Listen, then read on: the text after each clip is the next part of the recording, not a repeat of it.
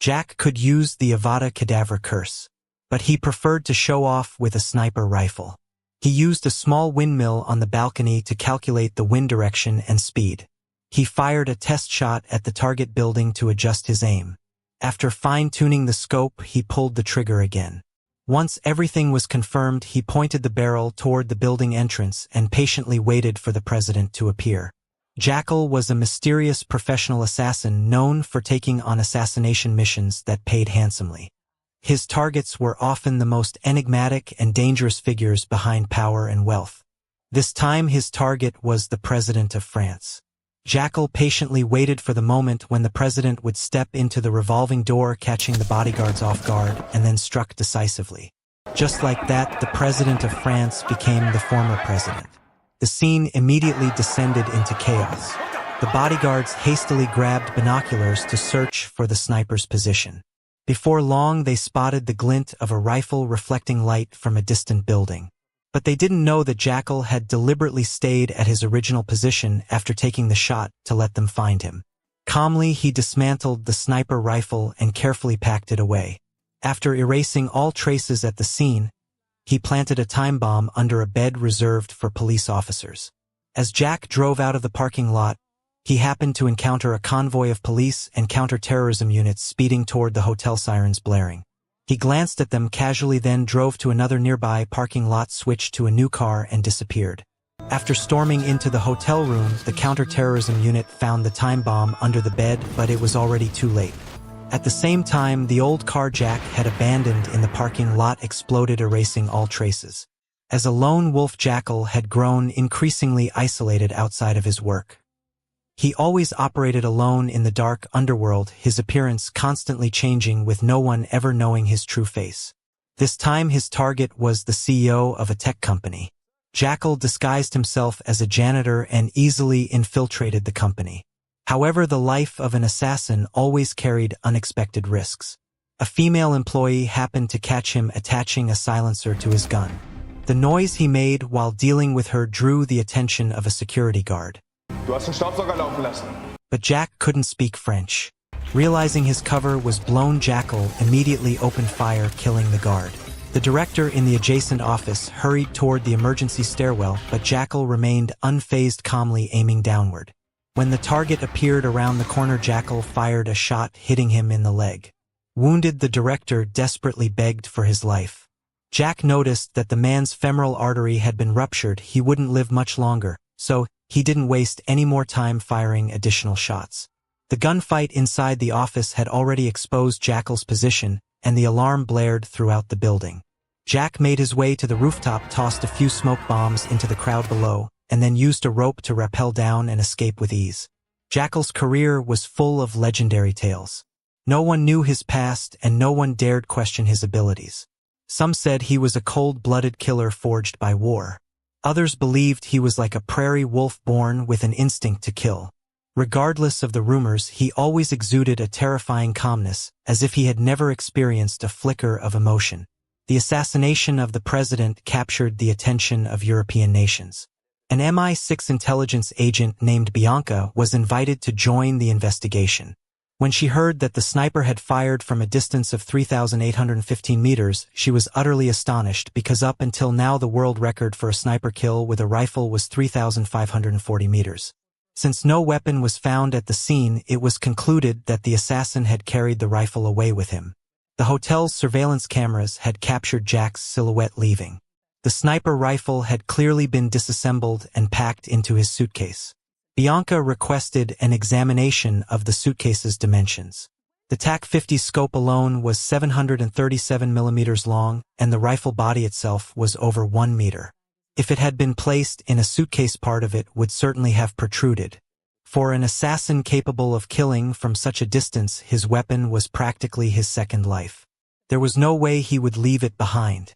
This meant the rifle had been custom-made, with the barrel divided into 2 detachable parts. Upon hearing this, the French security personnel immediately protested.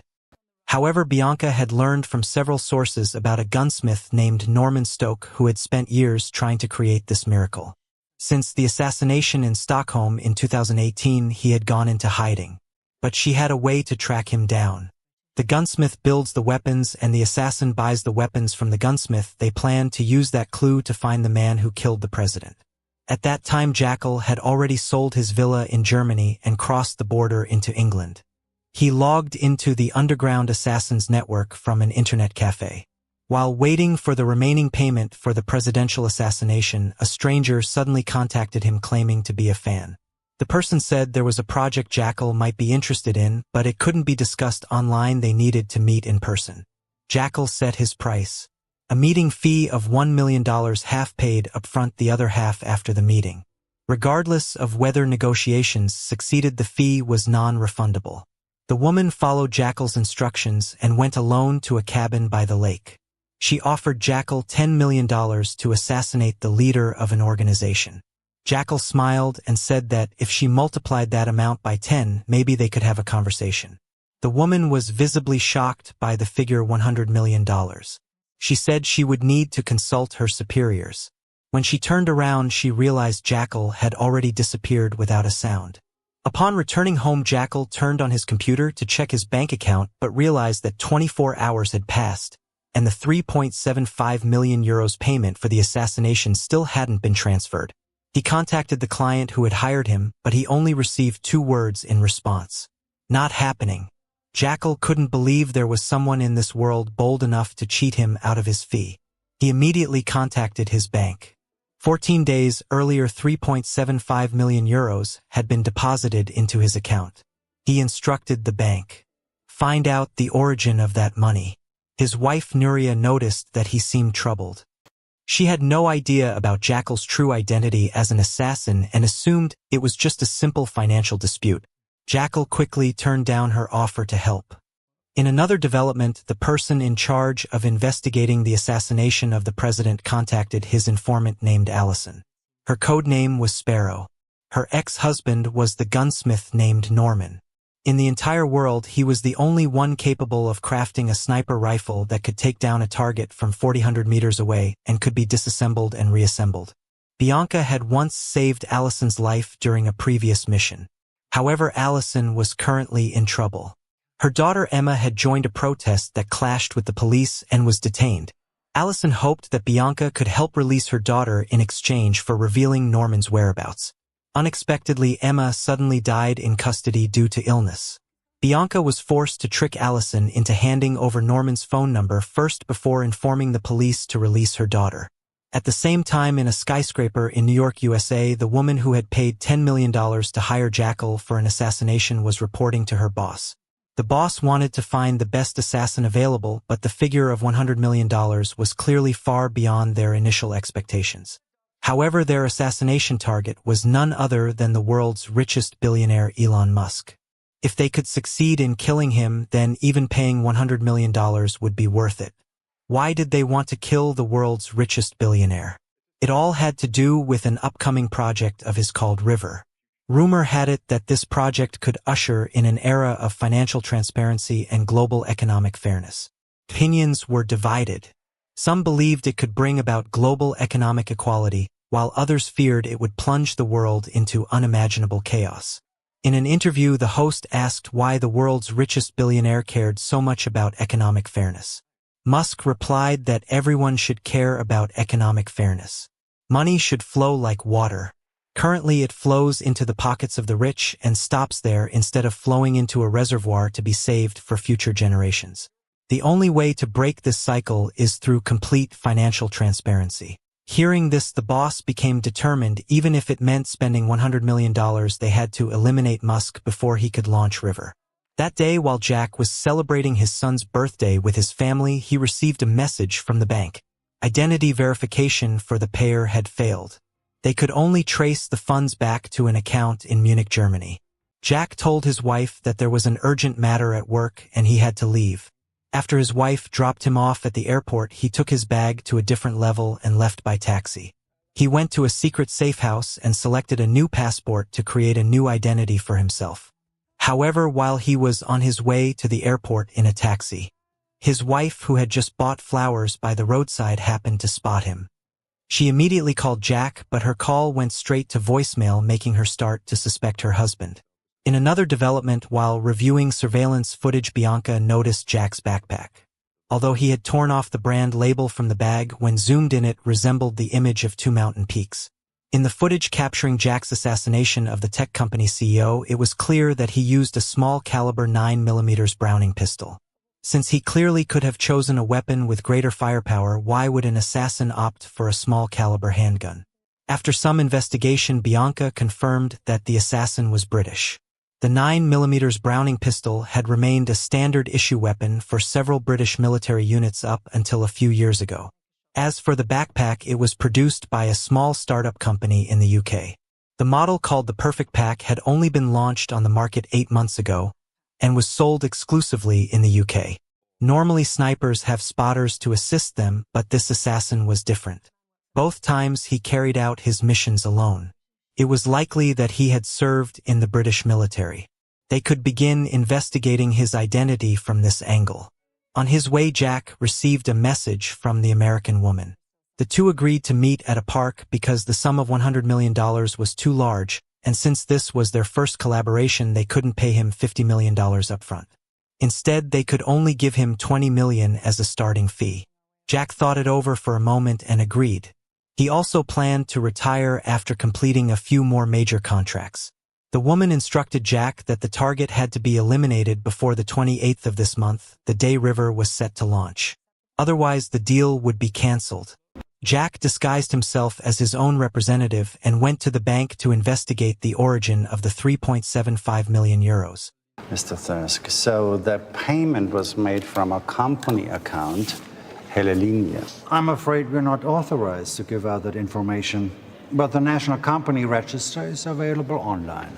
After searching online, Jack discovered that the parent company of the one involved was Archford Trust, managed by a man named Hans Lang. In another development, Bianca led a special forces team in a raid on the gunsmith Norman's hideout, but he had already set traps in advance, causing heavy casualties to the team. Bianca chased after him, firing repeatedly, but Norman managed to hijack a car and escape. However, after calling for backup, Bianca found a suitcase that Norman had abandoned in the bushes during his escape. The contents inside were clearly very important to him. Back at headquarters, Bianca was reprimanded by her superiors. They had concealed the girl's death without reporting it for more than 36 hours, a clear violation of regulations. In this operation, 2 members of the Special Forces team were killed. All of this had been based solely on Bianca's assumption that Norman had supplied weapons to the assassin. The superiors ordered her to stop her actions and cease the investigation. However, Bianca brought the suitcase that Norman had left behind into the conference room, placed it on the table, opened it, and began assembling its contents. I took this with me through customs this morning. I had no idea I was bringing a sniper rifle with me, and neither did security. The sniper took the weapon he used to kill Fest with him, and this is how he did it. All thanks to Norman Stoke. The assassin had used it to assassinate the president. Bianca's colleague had gone to a special forces unit in England that trained snipers and obtained a list of outstanding marksmen who fit their criteria. However, when they mentioned they were looking for a sniper capable of hitting a target from a distance of 3,815 meters, the trainer said he had never seen anyone achieve such a feat, at least not among those on the list. Before leaving the training camp, no one had ever managed to pull that off. In this operation, 2 of Bianca's colleagues had died. She was the only survivor, which led to her being summoned by the authorities for investigation. Although her salary was not low, her family's financial situation was far from ideal. It could not be ruled out that she had been bribed to betray her teammates. In the world of intelligence, anyone could be lying. Therefore, until a thorough investigation is conducted, no one can be trusted. After the meeting, her superior called Bianca outside for a private talk. There was definitely a mole in this operation. Otherwise, Norman could not have set up the bomb trap in advance. After the investigation, she would also have to watch out for internal threats and ensure that all intelligence information remained strictly confidential. Bianca went to find Allison, her good friend, to apologize for having hidden the truth about her daughter's death. Allison was devastated. She had always considered Bianca her closest friend. After parting ways with Bianca, Allison returned home.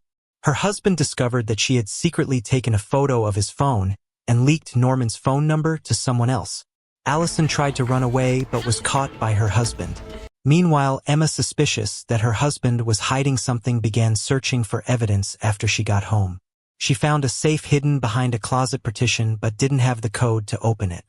Upon studying the house's floor plan, Emma realized there seemed to be a hidden space behind a mirror. She immediately called her family to help her find a way inside. Jackal, who was still unaware of the fire that had broken out in his backyard, had just received a $20 million deposit from the Americans. She then informed him about the target's whereabouts and urged Jack to act quickly before River was released. However, Jack said he still had unfinished business in Munich. Once he handled it, he would proceed with the mission. This time Jack disguised himself as a driver.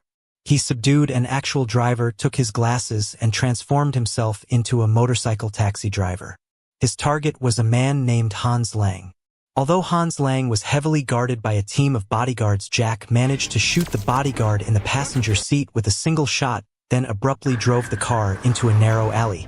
After receiving a call from their boss, the bodyguards immediately began their pursuit. Both sides raced through the streets of Munich at dizzying speeds. Eventually, Jack used roadside obstacles to block his pursuers. He stopped the car and turned to look at Hans Lang. Hans Lang clearly realized what was happening.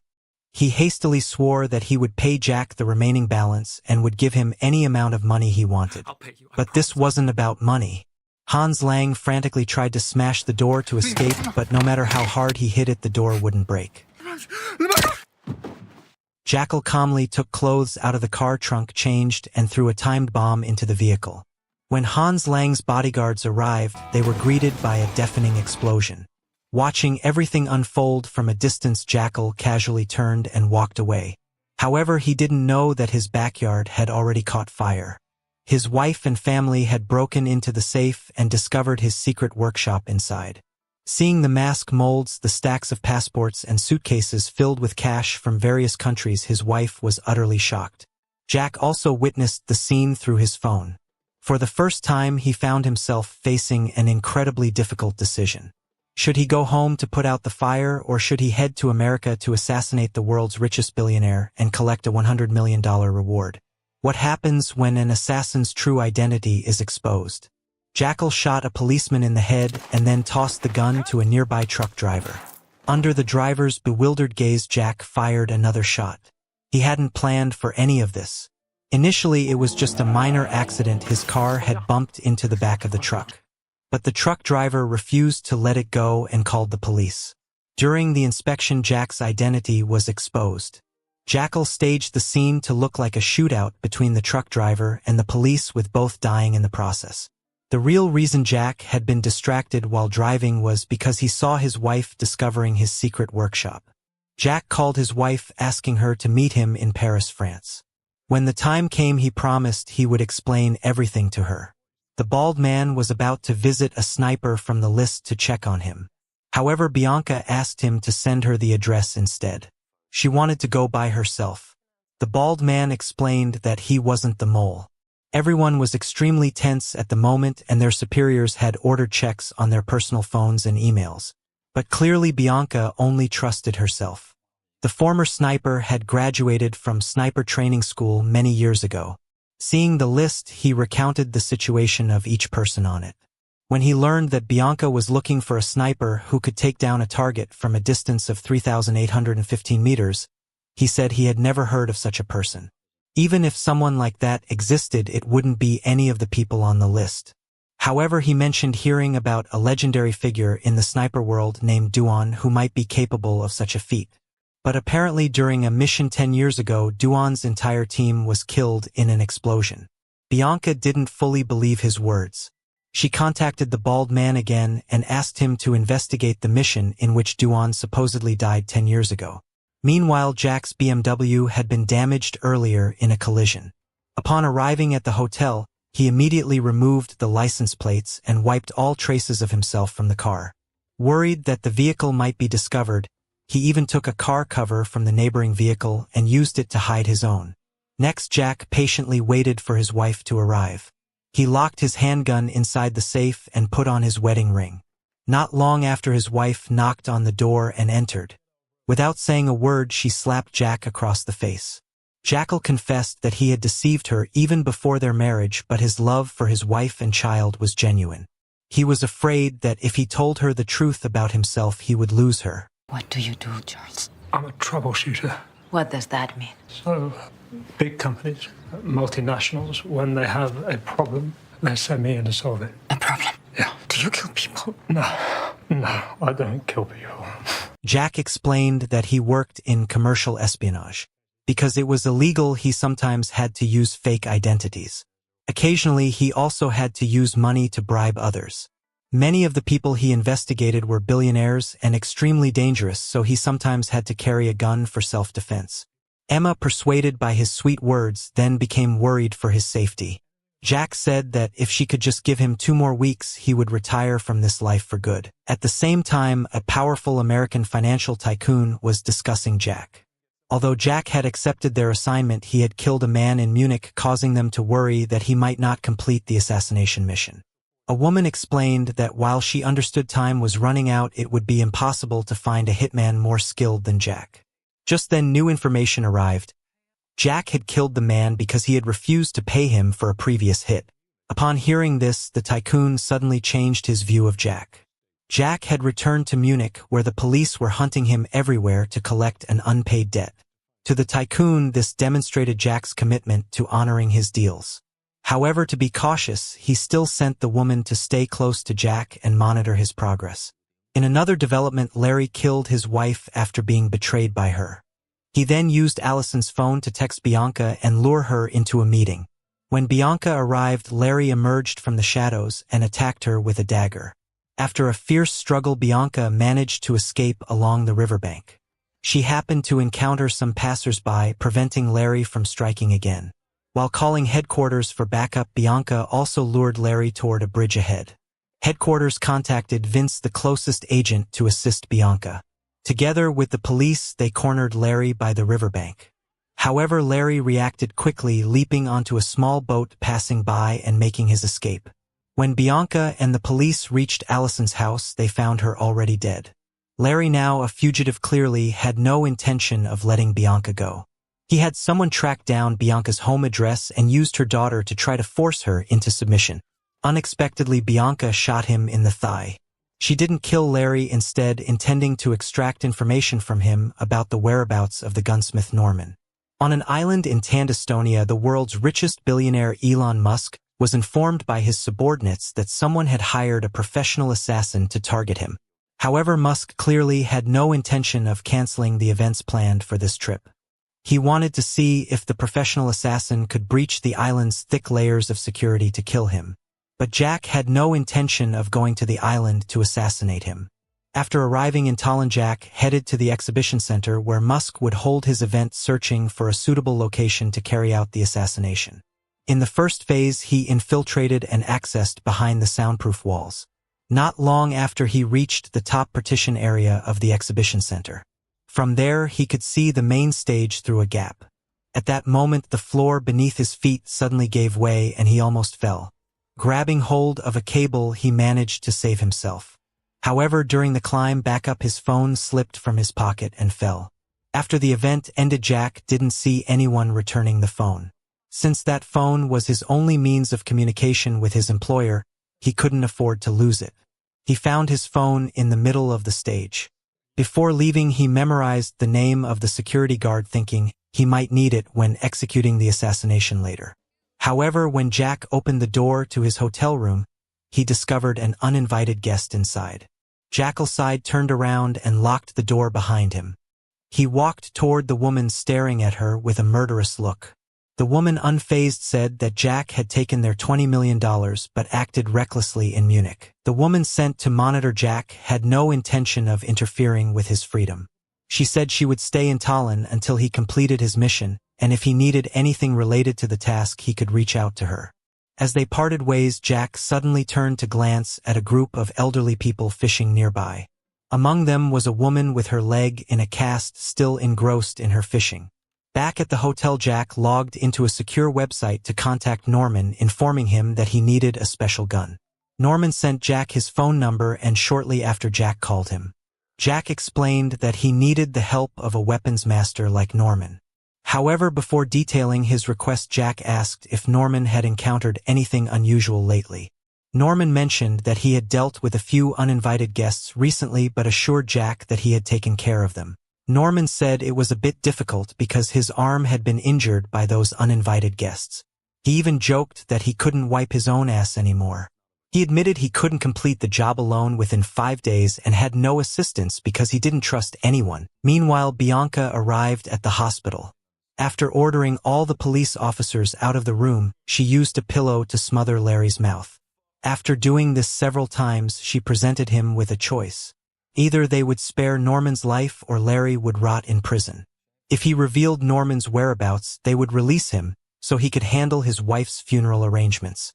After several instances of suffocation, Larry finally couldn't take it anymore and told Bianca that Norman was in Budapest. He couldn't remember the exact address, only that it was in a small village a few kilometers from the airport. Norman lived in a white building next to a horse farm, and there was a cafe on the street corner. Back at headquarters, the bald man reported his investigation results to Bianca. Duan was a loner. He paid great attention to detail and was a naturally gifted sniper. His unit specialized in eliminating Taliban leaders, but in 2013 he was killed in an IED attack. Bianca was preparing to travel to Budapest with Vince. For security reasons, she privately met with her superior Osita Halcro to request authorization and logistical support. Meanwhile, Jack had already arrived in Budapest. Norman took him to his personal weapons cache where a wide array of firearms was displayed. Jack shared with Norman his idea of a weapon hidden inside a cast shoe. The cast shoe, made of plastic and polymer, could easily pass through metal detectors. However, since the gun barrel couldn't be made of plastic, they would have to use a lightweight alloy. The two of them began designing the gun parts on the computer, waiting for the 3D printer to produce them. While waiting, Jack asked Norman why his hand was injured. After hesitating for a moment, Norman explained that a group of English-speaking people had come after him in Belarus. A black woman had shot him in the hand. The weapon she used was a Glock 17. Hearing this, Jack grew serious, suspecting that she was from MI6. He didn't want Norman's troubles to interfere with his final mission. Norman claimed he had an informant inside MI6 who would warn him in advance, but Jack still looked deeply concerned. You're an artist, my friend, and you've always been discreet. But if that changes... The next day, the gun parts had finished printing. After removing the cast shoe, they could be assembled into a simple sniper rifle. Norman handed Jack a set of car keys and told him to drive to a nearby forest to test the gun. He also warned Jack that the plastic gun body was fragile and would only withstand about 7 or 8 shots. To be safe, Jack should minimize the number of test shots. Jack drove to a forest, hung a watermelon on a tree 75 meters away, and began test firing using plastic bullets to calibrate the rifle's sights. After confirming that everything was functioning properly, he loaded a metal bullet into the barrel. Satisfied with the new weapon after the tests, Jack headed back. On the way, he stopped by a cafe at a street corner for a drink. Suddenly, he noticed Bianca's car circling nearby. It turned out Bianca had located Norman's hideout and called in reinforcements to prepare for an assault, including cutting the power. Worried, Jack called Norman, but he was too drunk to hear his phone ringing. Norman hurriedly deleted the printing history from the computer. At that moment, Bianca and her team burst inside. Learning from past mistakes, Bianca had already arranged for her team to block all exits, easily subduing Norman. However, Norman stubbornly refused to reveal Jack's name. Bianca spotted Jack's backpack nearby and guessed he must be close, lying in wait. Realizing he had been betrayed by Larry, his so-called brother, Norman stood up. At that moment, he took a bullet from Jack meant for Bianca. While Jack was reloading, Bianca quickly took cover and signaled her team outside to surround him. Jack was pushed toward a stable. He mounted a white horse and fled. Bianca drove after him closely until Jack escaped into the forest. When the female driver got out of the car, she was shot, but fortunately she was wearing a bulletproof vest and wasn't seriously injured. Jack's gun had a limited number of shots. Surrounded on all sides, he could only flee in desperation. Finally, he leapt off a cliff into a lake to escape. Shortly after Jack resurfaced downstream, rain poured down heavily as he dragged his soaked body into a warehouse to take shelter. However, the warehouse owner discovered him and pointed a gun at his head. Jack tried to resist, but the man struck him with the butt of the gun, knocking him unconscious, and then hung him from the ceiling. While Jack was desperately trying to find a way to escape, the fat man suddenly let him go and even gestured for him to get lost. But just as Jack stood up, the man spotted the sniper rifle hidden in the haystack. It seemed like there was no way out this time. The fat man forced Jack back to his house, ignoring Jack's repeated gestures that he was willing to pay to settle everything. Due to the language barrier, the fat man couldn't understand what Jack was saying, but he clearly heard the word euro. He immediately called his brother. Coincidentally, among the workers at Gabi's farm, there was someone named Alvaro who knew English. Alvaro came out to talk to Jack. When he realized Jack wanted to settle things with money, he reported it back to Gabi. Gabi immediately grabbed his weapon and prepared to head to his younger brother's farm. But before they could get far, the two were stopped by the police. The officer informed them that a foreign assassin had recently been spotted nearby. Hearing this, Gabi instantly knew he was about to get rich. But what he didn't know was that what awaited him was the abyss of death. Because while waiting for his brother, the fat man kept insisting Jack try the bread he had baked himself. Jack was struggling, unable to find a way to escape, when unexpectedly the opportunity presented itself. Just as Jack was packing his things to run, Gabi called the fat man, but there was no answer. Gabi left a message warning his brother to be careful because the foreigner was very dangerous. Little did he know that his brother had already stopped breathing long ago. Jack went outside and climbed into a truck, but no matter what he did, it wouldn't start. With no other choice, he switched to another one. He had just inserted the key when Gabi burst in. While Gabi and his companion went into the house to search, Jack quickly started the engine. The roar of the engine echoed loudly. Gabi rushed out of the house and pointed his gun at Jack, firing. In that life or death moment, Jack finally got the truck started. But because he couldn't lift his head to see the road, the vehicle crashed into the curb and got stuck in a pile of tires. Seeing this, Gabi lunged forward, intending to avenge his younger brother. But when he opened the truck door, Jackal had already vanished. A gunshot immediately rang out from beneath the vehicle. Jack stood up coldly under Alvaro's horrified gaze. Without hesitation, he finished off Gabi. Alvaro mustered all his courage to confront Jack, but his gun was loaded with blanks. There was no way he could fight back. His instincts told him to surrender, and so he obediently became a hostage. If Jack hadn't needed a driver and translator, Alvaro would have been shot long ago. With the muzzle of a gun pressed against him, Alvaro trembled as he drove, watching terrified birds scatter past the window. Jack suddenly felt a pang of regret for accepting this $100 million job. But there was no turning back now. His only choice was to try and survive this desperate situation. He snatched Alvaro's phone, hesitated for a moment, then decided to call his wife, confessing that he was in deep trouble. His voice trembled with emotion as he told her this might be their last phone call and asked her to take good care of their son. It should have been a heartbreaking and hopeless conversation, but to Jack's surprise, his wife didn't panic. Instead, she asked him directly where he was and what she could do to help. Her words reignited a flicker of hope in Jack. He immediately asked her to bring him a suitcase. She didn't hesitate at all, still believing that her husband was just a normal corporate agent, simply hoping he would complete the mission and come home safely. After the call ended, Alvaro drove Jack into the city. Listening to the radio broadcasting news of his manhunt, watching police cars rush past with sirens blaring, Jack fell into deep thought. Elsewhere, Bianca received the report and arrived at the crime scene at the farm.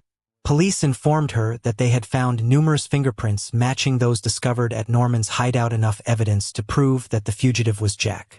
As Bianca was preparing to resume the chase, she got a call from her superior.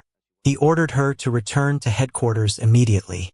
The mission to capture Jack had been elevated to top priority, and the operation was now officially named Anubis. They wanted her back to lead it. Although the timing couldn't have been worse, the order was non-negotiable. Bianca reluctantly agreed, but her departure inadvertently gave Jack the chance to escape.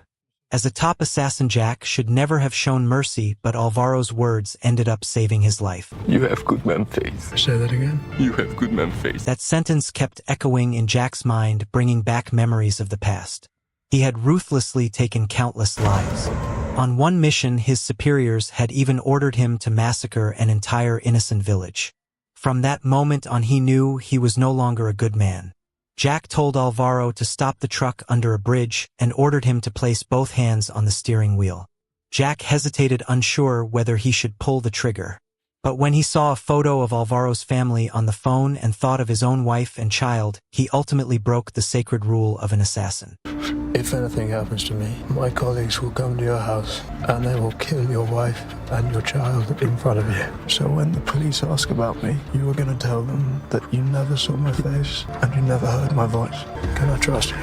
Yes. Can I trust you? Yes. By the time Alvaro came to his senses, Jack was already gone. He let out a loud laugh like a man who had just escaped death. Meanwhile, Jack melted into the crowd and called his wife, telling her not to contact him anymore, just to wait for an email.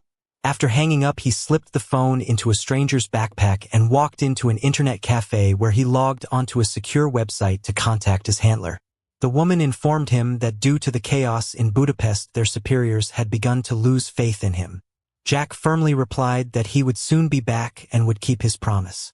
But if they dared to withhold his payment, then they'd better be ready for war. The woman asked Jack if he needed any help. Jack said he could handle it on his own. At that moment, an email from his wife arrived, and he immediately sent her the hotel link. Upon receiving the message, his wife hurriedly grabbed her suitcase and left the airport. The two met at the hotel. Although she still held some resentment in her heart, seeing the remorseful look in her husband's eyes, she chose to forgive him. Without saying much, Jack quickly began to change his appearance. In the suitcase his wife had brought were the tools necessary for his disguise. She silently stood by, wanting to learn more about her husband's work. Jack didn't stop her, but instead began performing a series of steps. Under her astonished gaze, he transformed into an old man. The two of them went to the airport together.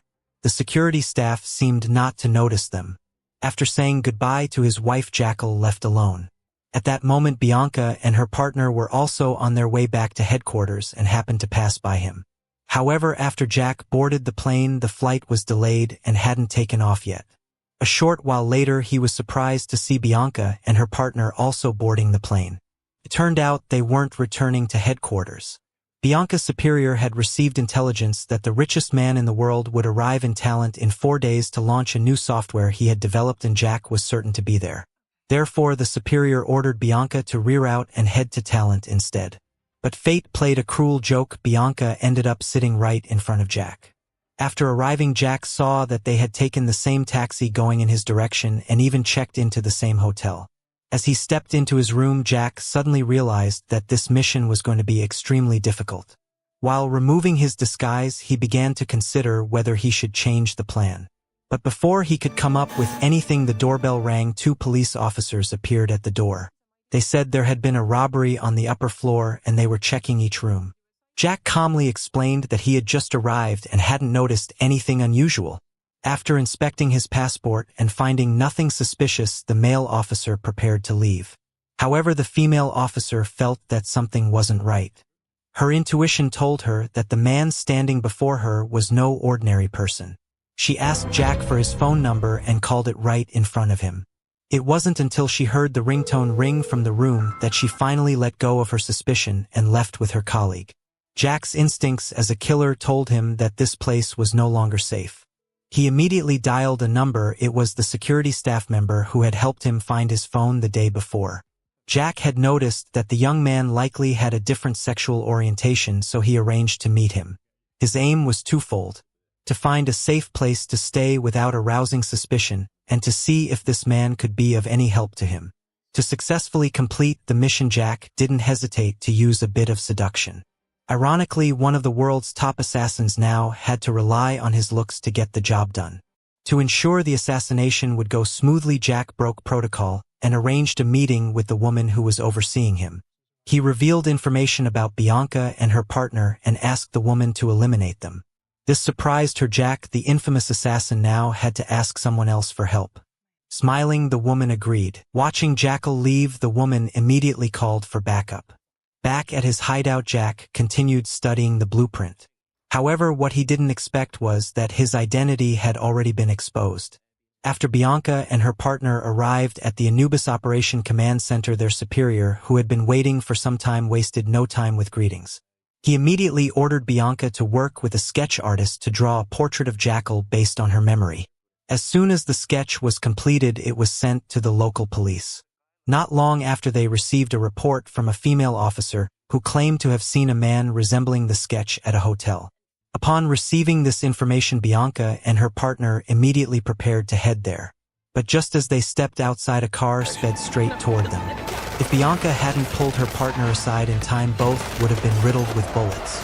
Realizing they were under attack, everyone immediately went into combat mode. With help from the building's security staff, the enemy's car crashed into a flower bed and flipped into a ditch. However, the assassin's intentions were clear. He got out of the vehicle and continued shooting recklessly, but was eventually shot down by Bianca. It was clearly a planned assassination attempt. Fortunately, no one was injured. Still shaken by the gravity of the situation, Bianca quickly got into a vehicle and led the special ops team to the hotel. However, when they stormed in, there was no trace of Jack. It seemed that Jack's decision to leave the hotel the night before had been a wise one. He temporarily moved into Alvaro's house under the guise of being a designer. Jack expressed his desire to visit the inside of the hall in the evening, but Alvaro told him that after tonight's performance, the entire area would be completely sealed off. No one would be allowed in or out without a special permit. Even Alvaro himself didn't know why. Jack understood that he had to act sooner. He immediately told Alvaro that his company was requesting his urgent return that same night. To help Jack fulfill his wish, Alvaro brought him to the hall in the afternoon and handed him his access card so that Jack could enter the staff-only area. Following the instructions on the blueprint, Jack went straight to the door leading to the rooftop. Then, with practiced ease, he located a special key hidden in the wall, which he used to unlock the middle section of the ventilation duct. After carefully surveying the area, Jack quickly returned to the lobby. Alvaro wanted to invite him to dinner, but Jack declined. He had an assassination to carry out. But then an unexpected incident occurred. The backyard of his house caught fire. Jack's brother-in-law had always wanted to buy a bar, so he and Jack's mother-in-law persuaded Jack's wife to take some money from his secret room. But the brother-in-law was insatiably greedy. In addition to taking the cash, he also grabbed the pistol lying next to it. All of this was seen by Jackal. It seemed that the troubles at home had to be put aside. He needed to focus on the mission first. That evening, Jack bid farewell to Alvaro. Though his heart was filled with reluctance, Alvaro could only watch Jack walk away. He never imagined that this gentle-looking, harmless man would eventually take his life. On the island where the richest man in the world resided, the head of security reported that he had received intelligence about MI6's failure to apprehend the assassin in Budapest.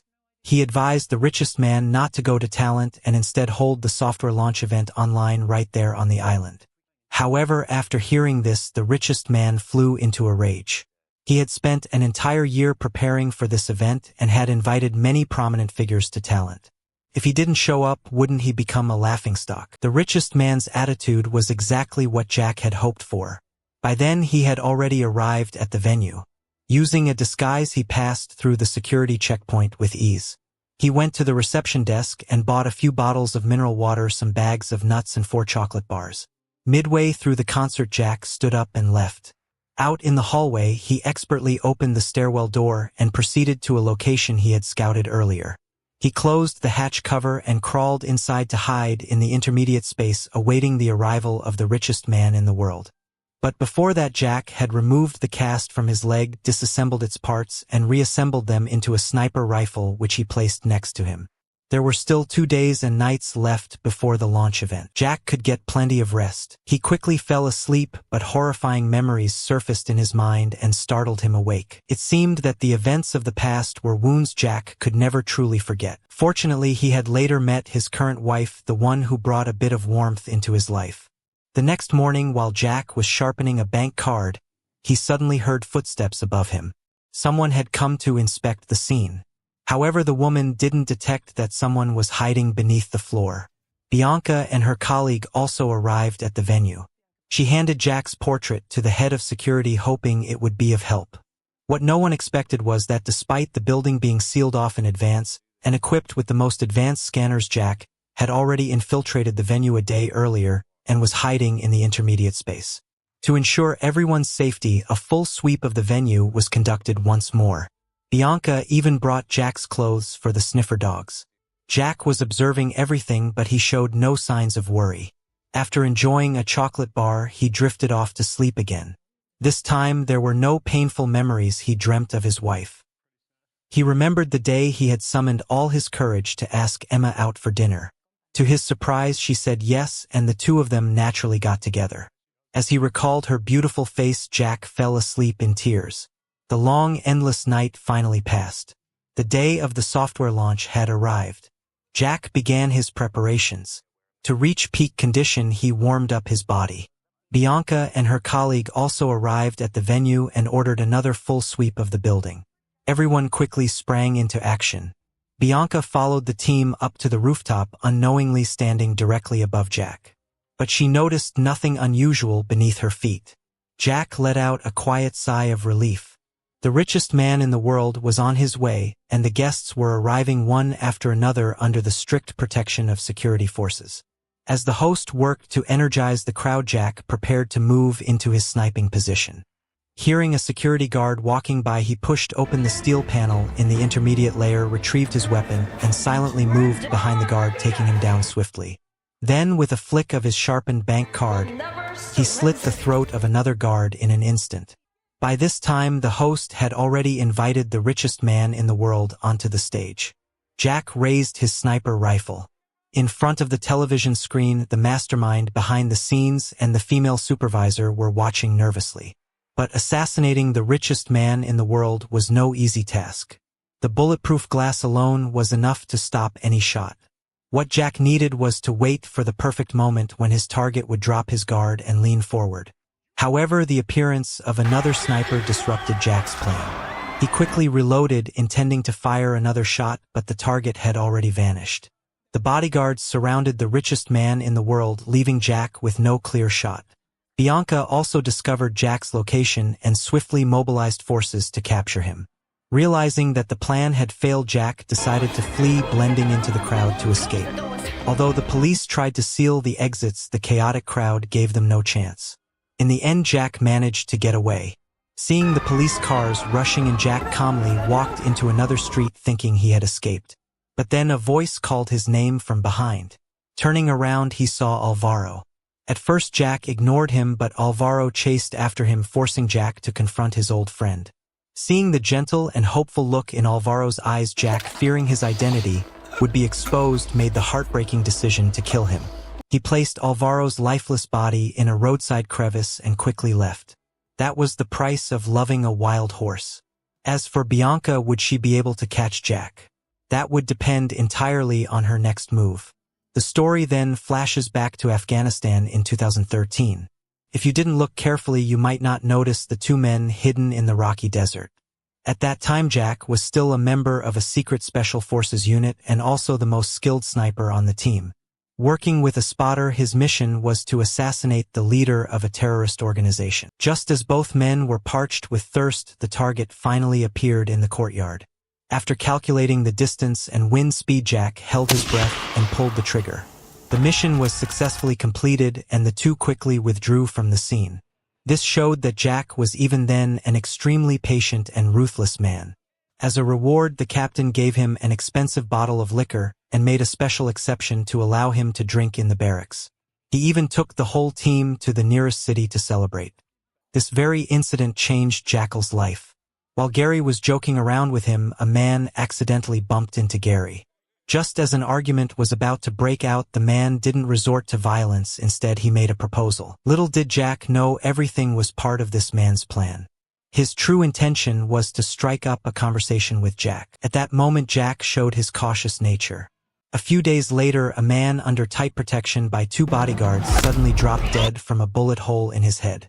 The two bodyguards frantically searched for the attacker, unaware that the shot had been fired from a building a full kilometer away. Calmly, Jack stashed away his sniper rifle and with Gary got into a getaway vehicle they had prepared in advance. That single shot not only earned them £200,000 but also won enthusiastic praise from their client. The man expressed hope that they would continue working for him, with prices of course open to negotiation. However, Gary still had 6 years left of military service and Jackal had 3. If they were ever discovered to have deserted, their fate would be worse than death. With that, both of them left without hesitation. That encounter planted the seed of Jackal's dream to become an assassin. Back to the present. Due to a failed mission to assassinate the richest man in the world, Jackal was now on the run.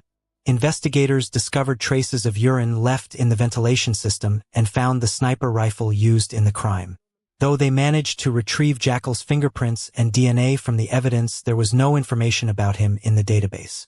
Bianca had no choice but to place her hopes on Dagon's file. But to her shock, Dagon's records were protected with a clearance level even higher than top secret. Viewing them required direct authorization from upper command. This only strengthened Bianca's belief that Dagon and his team had done something the military and the Ministry of Defense were desperate to keep hidden. But what no one expected was that Bianca's suspicion was correct. Jackal, the top assassin, was in fact Dagon. This time Jackal's team received a new mission. It was reported that a high-ranking member of a terrorist organization would be attending a wedding. Their objective was to capture the target alive. After Jackal and Gary set up their ambush, the rest of the team arrived at the scene. Initially, they planned to negotiate peacefully and detain the target without bloodshed. However, due to a language barrier, the situation quickly reached a stalemate. As tensions escalated, Jack noticed someone on a nearby hill preparing to snipe. To protect his teammates, he was forced to open fire. The sudden gunshot turned the wedding into a battlefield. The team leader ordered everyone to open fire. With overwhelming firepower, it was no longer a battle, it became a one-sided massacre. When the gunfire ceased and silence returned, Gary realized it had only been a normal wedding. The target was never there. Jackal and Gary rushed forward, but it was already too late. After throwing a grenade, the team leader led the others into the courtyard, shooting indiscriminately at anyone in sight. It was only then that the team leader also realized it had been just an ordinary wedding. But in order to cover up the atrocity of massacring civilians before leaving, he called in an airstrike, turning the entire wedding site to ashes, erasing the evidence completely. The others laughed loudly, but the scene they had just witnessed left a haunting shadow in the hearts of Jackal and Gary. I wasn't clean. I was a mess. Gary's words saved his life. As the car disappeared from view, Jackal silently made a decision in his heart. This was what the higher-ups were trying to cover up. Time shifted back to the present. MI6 had issued a global arrest warrant for Jack. Jackal's brother-in-law happened to see the news broadcast and immediately called his sister over. Pointing at the portrait on the screen, he confidently declared that it was Jackal. After seeing the report, Jackal's wife panicked and ran outside. She called her husband, telling him she had seen the news. Knowing he had been recognized, Jackal warned his wife to make sure her brother never told anyone about this. That was the only way to keep the family safe. His wife, frightened, worried the police would come for them. Jack reassured her that the police didn't know his true identity and there was no reason for them to come as long as her brother kept his mouth shut. He added that he would be home soon. That one sentence made his wife finally realize her husband's true identity. For the first time in her life, she was furious with Jack. Danger was closing in on Jackal. Bianca went to the prison to visit Larry and apologized for causing the deaths of his daughter and wife, hoping he could forgive her. But if apologies were enough, what would be the need for the police? Larry hated Bianca to the bone. Unable to get revenge, he wanted her to live in guilt and torment. In front of Bianca, Larry ended his life. Bianca, already devastated, was thrown into deeper shock. Fortunately, her colleague comforted her and brought good news. They finally had access to the classified file. After signing a confidentiality agreement, Bianca opened the final document and learned everything about Dagon. The file clearly recorded that he was officially dead. Yet she couldn't shake the feeling that something was wrong. Her instincts told her Dagon was Jackal, but she couldn't understand how he had managed to escape death. It turned out that after witnessing an innocent person being killed, Jack came up with a bold idea. On the way back, he urgently asked his team to stop the vehicle. The others were puzzled as Jack anxiously looked ahead. He had noticed a bright spot on a mound of dirt not far away and feared there might be a bomb buried there. Trusting their comrade, everyone became alert. Jack volunteered to go check it out. The captain ordered someone to accompany him, but Jack insisted that Gary go with him despite Gary's complaints. Jack remained silent and moved forward. Little did he know he was actually saving Gary's life. Under the tense gazes of the others, Jack slowly advanced using a metal detector. As he neared the mound, he turned off the device and pulled out a screwdriver. Don't underestimate this tool. Jack often used it to calibrate his sniper rifle. The screwdriver and Jack's palm had achieved a kind of unity between man and weapon with a sensitivity far beyond any detector. Carefully, Jack used the screwdriver to probe the ground but found nothing unusual. As he got closer, he finally sighed in relief. It turned out that the object behind the mound was just a child's bicycle. Realizing it was a false alarm, the captain ordered everyone to keep moving. But no one noticed that Jack had quietly taken out his phone. After confirming that everyone was back in the vehicle, he pressed a button. Gary, not understanding what was happening, ran back toward his teammates, terrified and searching for the culprit. It seemed this had all been part of Jack's plan. However, because of something Gary had said earlier, Jack chose not to harm him. Since then, the military lost a special forces soldier and the world gained a top-tier assassin. The name Jack came from the truck that New used to drive. Because of his previous failure, Jack was eager to prove his capabilities and also to retire with a bounty of 100 million. This time he had prepared thoroughly. Since the world's richest man had fled to his private island, Jack had to follow him there. At that moment, the woman assigned to monitor him suddenly appeared and warned him that the river software would be released in 48 hours.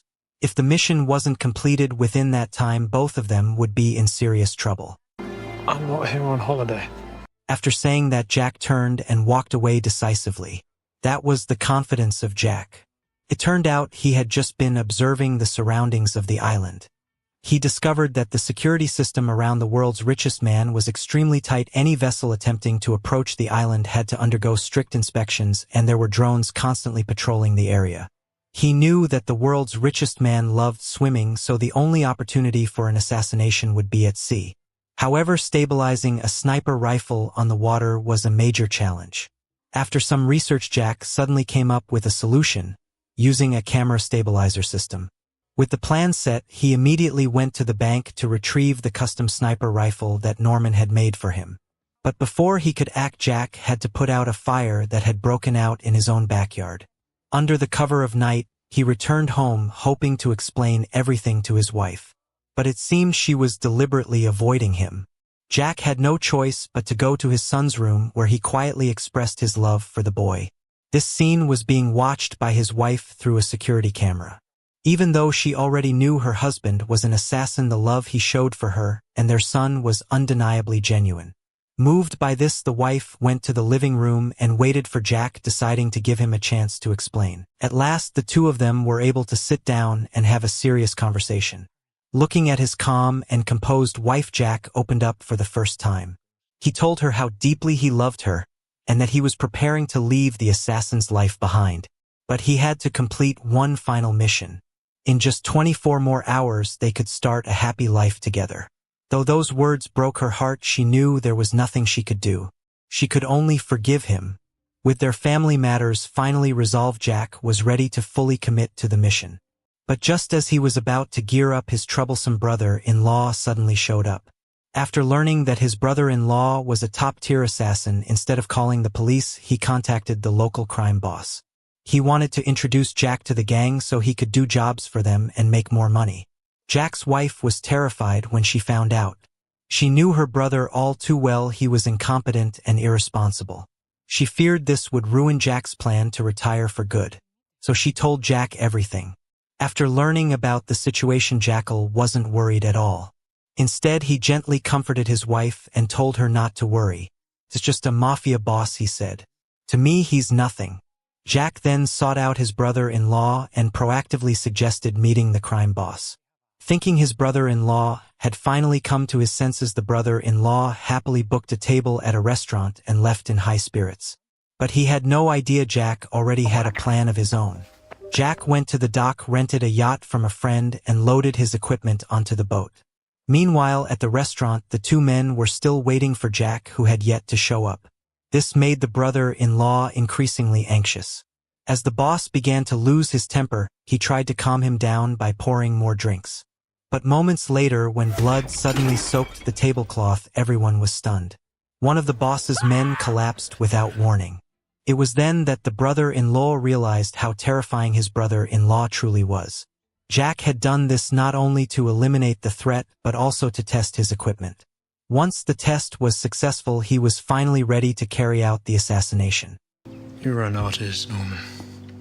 At the same time, Bianca was still investigating Dagon's file. From the records, she discovered that Dagon's former superior was still alive. So she went to the hospital to question him about Dagon. But upon learning that Bianca was from MI6, the man bluntly asked her to leave. However, Bianca refused to go. It's unclear what Gary said to her, but when she returned, Bianca met with her superior and told him she had obtained new information about Dagon. Bianca knew that Dagon always operated alone, but he had someone very close to him, Gary, Dagon's former observer. So if Dagon is still alive, Gary might not be dead either.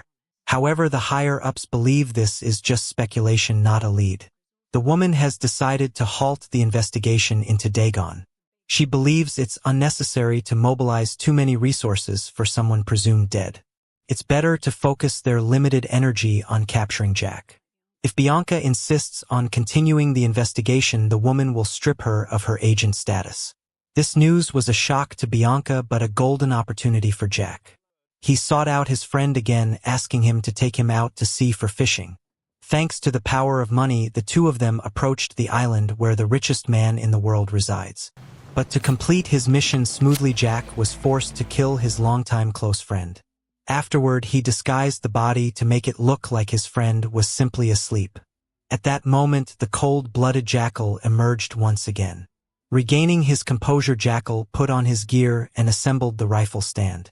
This time, he still brought only 4 bullets. After securing the sniper rifle, he connected the 2 parts together, quickly loaded a bullet into the chamber, and aimed toward the island. Without hesitation, he pulled the trigger.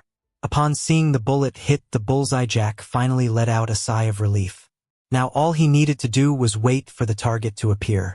Suddenly, the device issued a warning. Looking through the scope, he saw it was a drone approaching. Jackal calmly covered the sniper rifle and picked up the fishing rod, pretending to be fishing. In the surveillance room, a bodyguard spotted a familiar yacht about 3 kilometers away. The captain, deeming it non-threatening for the moment, only ordered his team to keep a close watch without taking any action. The richest man in the world began his usual swimming session, heading out to sea with a group of bodyguards protecting him. Seeing this, Jackal quickly changed into his prepared outfit, skillfully loaded a bullet into the chamber, and focused intently on tracking the target. Due to the long distance and the instability of the boat, he had to wait for the right opportunity. But just as the target entered the shooting range, a sudden roar broke the silence. A jet ski was speeding toward him. Jackal had no choice but to deal with it first. After confirming the rider was dead, he immediately turned the rifle back, reloaded a bullet, and prepared to fire again. But another warning sounded. A drone appeared in the sky. Fortunately, he had prepared for this, pulling out a jammer that caused the drone to crash. However, this also exposed his plan. Sniper rifle. Code red! Hearing the captain's shout, the bodyguard on the jet ski quickly shielded the richest man in the world, while the others pushed him into the water for safety. Yet Jackal remained unhurried. He held his breath and watched the surface. No matter who it was, they would have to breathe. Calmly, Jackal began a silent countdown. Unfortunately, this shot was blocked by a bodyguard. Still, Jackal didn't panic. As long as the target remained underwater, his final bullet would finish the job. The richest man in the world realized he could no longer rely on anyone. He would have to save himself. He immediately dove underwater, trying to swim quickly toward the shore. But how could he escape Jackal's eyes? Jackal calmly stared at the water's surface, predicting the moment the target would resurface. And with that, Jackal completed the impossible mission. The target was dead, and what awaited next was another life-or-death pursuit. After the bullet struck the richest man in the world, Jack quickly fled the scene. However, during his escape, he encountered a police checkpoint. Pretending to cooperate, Jack waited until the officers were distracted, then suddenly accelerated and rammed straight into them. What followed was an intense pursuit by multiple police vehicles. But as a top-tier assassin, killing wasn't Jack's only talent. His escape skills were just as formidable. Jack expertly used the terrain to his advantage, weaving through the police blockade, speeding down a slope, and charging into a residential area, kicking off a high-stakes chase through the streets. Despite the police using every tactic they had, they were unable to stop Jack's vehicle. Even when faced with a hail of bullets, Jack skillfully swerved to dodge the fatal shots. In the end, he sped away, leaving the police behind in a cloud of dust and smoke. Meanwhile, the boyfriend of the world's richest man held an extravagant funeral for him and sorrowfully announced that the launch of River would be postponed indefinitely. Jack's retirement mission had finally come to an end. As for Bianca, she discovered that the mafia boss's assassination carried out from a boat a kilometer away closely resembled Jackal's methods. Determined to investigate, Bianca planned to go to Spain to pursue the case, but her superiors stopped her. They believed too many organizations were involved and didn't want to get entangled in a personal vendetta between gangs. Disagreeing, Bianca immediately submitted her resignation. As she left for the elevator, she ran into the foreign minister. It turned out that River's delay benefited many people, and the foreign minister was no exception. While congratulating her superior, he also took notice of Bianca's unusually active investigation and secretly wanted to eliminate her. However, her superior stopped him, saying Bianca had already resigned and was no longer a threat. At this moment, Jack unexpectedly got into a car accident and his vehicle flipped over. At the same time, his wife's older brother was causing trouble again. After receiving a call from the police station, Jack's wife rushed over to bail her brother out, scolded him harshly, and demanded that he stay away from gangs. When Jack regained consciousness, he was helped by a kind truck driver. After the driver brought Jack to a safe place, he intended to call the police, but Jack immediately pulled out a gun to stop him and hijacked the truck. This scene was accidentally witnessed by nearby residents who quickly called the police. Jack had no time to worry. He drove the truck away in a hurry. He didn't stop until he reached a forest. After quickly bandaging his wounds, he set the truck on fire and pushed it off a cliff. Jack deliberately wore sunglasses to conceal the coldness in his eyes and wore a wedding ring to pretend to be married, hoping to lower strangers' suspicions. He then approached an elderly couple who were camping, faking a hypertension episode and claiming that one of his arms was paralyzed and he couldn't drive. After briefly observing him, the elderly couple agreed to drive him to the nearest hospital. Following Jack's directions, they drove for a while, but the old man eventually realized something was off. The trip that should have taken only 15 minutes had already taken 30. Realizing their suspicion, Jack dropped the act and pointed his gun at the old man, forcing him to keep driving. By this time, Bianca had returned to her family and was enjoying a peaceful life. Her superior unexpectedly showed up and declared that he had the resources to help Bianca continue her investigation. However, due to certain special circumstances, they needed to avoid government scrutiny. Without hesitation, Bianca agreed. Now the pursuit of Jack was no longer part of her job. It had become a personal battle of wits between the two of them. Bianca wanted a clear winner and loser. Since the mission was confidential, only her partner accompanied her to Spain for the investigation. This trip was certain to be a one-way journey. Meanwhile, Jack quickly noticed that the elderly couple he was with had encountered a police checkpoint. Luckily, their car was at the end of the line, so while no one was paying attention, Jack ordered the old man to turn onto a small road on the right. After a brief hesitation, the old man complied. On the way, the old man asked to stop for a smoke. Jack got out and smoked a cigarette with him. The old man tried to negotiate with Jack. He knew Jack wouldn't let them live, but didn't want to miss even the slightest chance of survival. Jack found himself conflicted. He rarely spoke of his parents, good-hearted people who, like this couple, had once helped the wrong person. Moved by compassion, Jack made his decision when he got back in the car. He told the couple they would rest there for the night.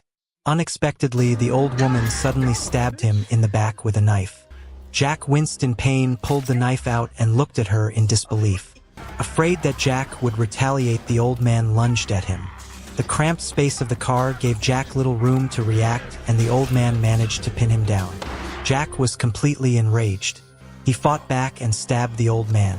Seeing her husband stabbed, the old woman was overwhelmed with regret. And so Jack sent the couple to the afterlife, but that had never been his original intention. Afterward, Jack called his wife, wanting to invite her to move with him to a beautiful new city. Though he was a top assassin who could endure one shock after another, the moment He heard his wife's voice. Jackal couldn't hold back his tears. In that moment he realized how much he truly hated a life of killing. His wife heard the vulnerability in his voice and gently told him to come home so they could talk. Jack was in a hurry to return. After packing up, he blew up the elderly couple's car and then took a bus home. Meanwhile, Bianca made a major breakthrough when she went to the local police station to investigate the murder of the crime boss. She discovered that it was Jack's brother-in-law who had reported the crime. The police mentioned that his sister had married a young tycoon. Bianca recognized the clue, followed the trail, and found Jack's home address. Bianca and her partner immediately went there, but Jack wasn't home. So she lay in wait. By evening, Jack still hadn't shown up. Instead, his wife took their son away in a taxi. Bianca thought Jack was being overly cautious and had not come to pick them up himself. In truth, his wife no longer wanted to live with a man so steeped in crime. She suppressed her pain and left with their son. Not long after, Jack disguised himself as a valet and drove off in an unlucky stranger's car to head home and pick up his family. Bianca finally saw her enemy. When Jack entered the villa, she and her partner took immediate action. Jack returned home, but his wife and son were gone. He realized that his wife didn't want to leave with him. At that moment, Jensen called. Out of admiration for Jack, she warned him that the client clearly intended to go back on their word and had already sent an assassin to Spain to eliminate them both. Fortunately, Jensen had escaped first, preventing the killer from finding them. Upon receiving the news, Jack immediately packed up his belongings and prepared to leave. But just as he slipped into the secret room, his brother-in-law, noticing the house was dark, curiously entered to investigate. He was shot dead by Bianca. Unintentionally, Bianca helped Jack get rid of his troublesome brother-in-law. The gunshot put Jack on high alert. He instantly sensed danger. Bianca had no idea that she was facing her enemy through a transparent mirror. Jack observed, assessed the number of enemies, and attached a laser sight to his gun. By the time Bianca's partner noticed the red dot aimed at her head, it was already too late. He tried to pull her out of the way, but he was no match for Jack's bullet. Bianca's partner was killed. No one else needs to die. I just want to know who you are. Who you working for? Why do you do it, Duggan? Why do you? Because I like to win. So do I. Both Jack and Bianca were trying to win. When it came to killing skills, Bianca knew she was no match for Jack's speed. So she planned to use the whereabouts of Jack's wife as a bargaining chip. But Jack would never agree to cooperate with anyone. A shot rang out. Bianca fell utterly defeated. Jack hurried off to find his wife, but she was determined to leave and refused to answer his calls. Jack stood frozen in shock. Just then, a car came speeding straight at him. In the end, everything came to a close. Bianca's superior was promoted to director. Osita came to congratulate her. Due to good behavior, Osita was finally granted freedom, but his ties with the U.S. remained intact. Sometime later, a battered and bruised Jack stepped out of a car and arrived at a rendezvous point with Jensen. Since the client had gone back on their word, Jack was determined to take revenge. Jensen handed him a newspaper with a photo of the next target. But Jack only cared about his beloved wife. He decided to find her first, then deal with revenge. The day of the Jackal Season 1 ends here. Season 2 has been confirmed and is expected to air in 2026. Let's look forward to Jackal's journey of vengeance. That's the end of today's story. Thank you for watching. What did you think of the series? If you enjoyed it, please give me a like and subscribe to the channel.